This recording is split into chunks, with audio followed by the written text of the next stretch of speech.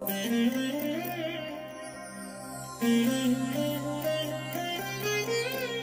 దినం పరము నుండి దిగివచ్చు మాట. ఇది నీ జీవితానికి వెలుగుల బాట.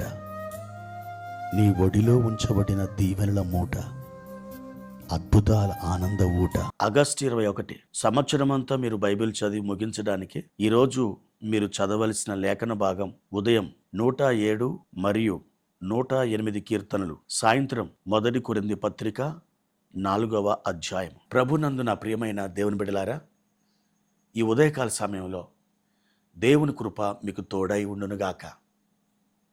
ప్రియ దేవుని బిడ్డలారా, ఎలా ఉన్నారు? బాగున్నారు కాదు? ఈ ఉదయం చురుకైన మెలకువతో పడక మీద నుండి లేచి ప్రభు సన్నిధిలో దేవుని వాక్యాన్ని చదివి ప్రార్థించి మీరు ఆయన ఒక మాటను తీసుకొని ఈ దినాన్ని మీరు ప్రారంభించారా? దినములో తొలి గంట ఎప్పుడైతే మీరు దేవునికి ఇస్తారో ఆ దినమంతా కూడా జయ జీవితాన్ని మీరు జీవిస్తారు. అది పురాతన కాలం నుండి భక్తుల అనుభవంలో నుండి మనం చూస్తున్నటువంటి సాక్ష్యం. ప్రియ దేవుని బిడ్డ, ఈ ఉదయం ప్రభువారిచ్చిన ఒక లేఖన భాగాన్ని చదువుకుందాం. 40వ కీర్తన 17వ వచనం. నేను శ్రమల పాలై దీనుడనైతిని, ప్రభు నన్ను తలంచుకొనుచున్నాడు. భక్తుడైన దావీదు తన అనుభవాన్ని ఈ కీర్తనలో మనకు చూపిస్తూ ఉన్నాడు.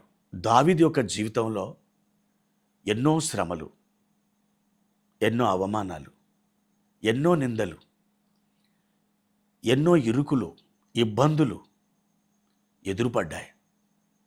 వాటన్నిటినీ దేవుని వాక్యమును బట్టి, దేవుని బట్టి అతడు ఎదుర్కొని వాటిని జయించాడు. దావీదు నిజంగా జయ జీవితాన్ని జీవించాడు, కేవలం ప్రభువును బట్టి మాత్రమే. దావీదు ఇక్కడ చెప్తున్నాడు, నేను శ్రమల పాలై దీనుడనైతిని. దావీదు ఎదుర్కొన్నటువంటి శ్రమలు దావీదుని ఏం చేసాయో తెలుసా?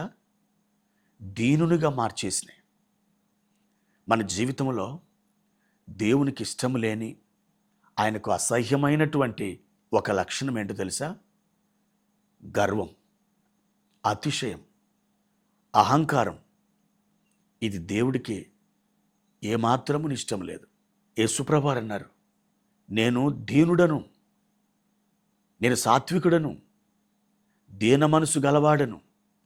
అవును, స్వయాన మన ప్రభువే దీనుడు, సాత్వికుడు.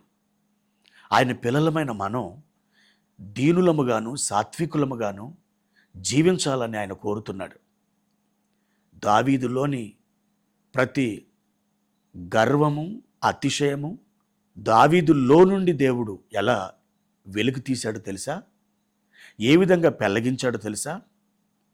కొన్ని శ్రమలని దావీదు జీవితంలో ఆయన అనుమతించటం ద్వారా. అప్పుడు దావీదు ఏమి నేర్చుకున్నాడు? దీనత్వం నేర్చుకున్నాడు.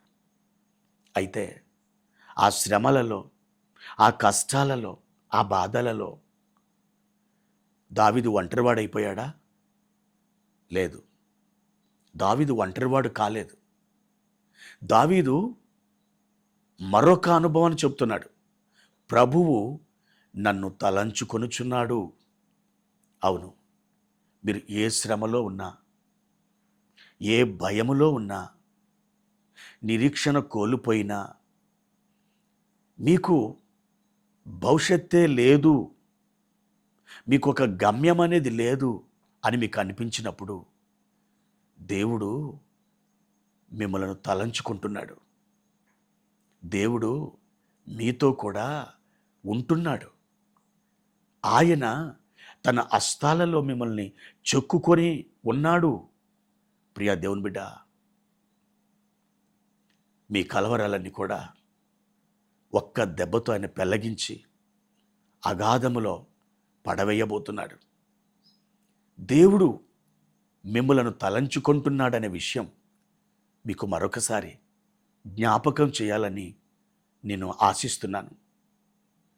అవును దేవుని బిడ్డ, మనుషులు మిమ్మల్ని మర్చిపోయారని మీరు బాధపడుతుండొచ్చు. చెరసాలలో పానాదాయకుల అధిపతి యోసేపుని మర్చిపోయాడు. అతడు విడుదల పొందిన తర్వాత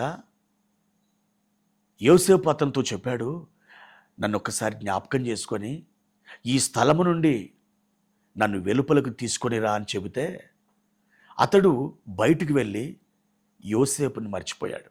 యోసేపు జ్ఞాపకములో లేడిప్పుడు. ప్రియా దేవుని బిడ్డలారా,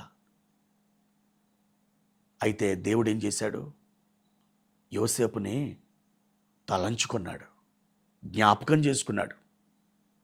ఆ విధంగా దేవుడు జోక్యం చేసుకొని ఆ కఠిన కారాగార జీవితంలో నుండి బయటకు తోడుకొని వచ్చాడు. ఏ విధంగా? ఐగుప్తు దేశానికి ఒక ప్రధానమంత్రిగా దేవుడు అతన్ని నిలబెట్టాడు. ఈ దినమున దేవుడు మిమ్మల్ని తలంచుకుంటున్నాడని, ఆయన మిమ్మల్ని మర్చిపోలేదని, మిమ్మల్ని ఆయన జ్ఞాపకం చేసుకుంటున్నాడని మీరు నమ్ముతారా? ఖచ్చితంగా మీరు నమ్మాలి. మీరు మరవబడలేదు, మీరు ఆయన జ్ఞాపకంలో ఉన్నారు. అతి త్వరలో ఒక గొప్ప విడుదల మీకు రాబోతుంది. మీరు దాన్ని అనుభవిస్తారు. మీరు దేవుని యందు నిరీక్షణ ఉంచండి. దేవుడు మిమ్మల్ని బలపరిచి ఆశీర్వదించునుగాక. ప్రార్థన. పరిశుద్ధుడైన తండ్రి, గొప్ప దేవ, మీ ఘనమైన నామానికి వందనాలు.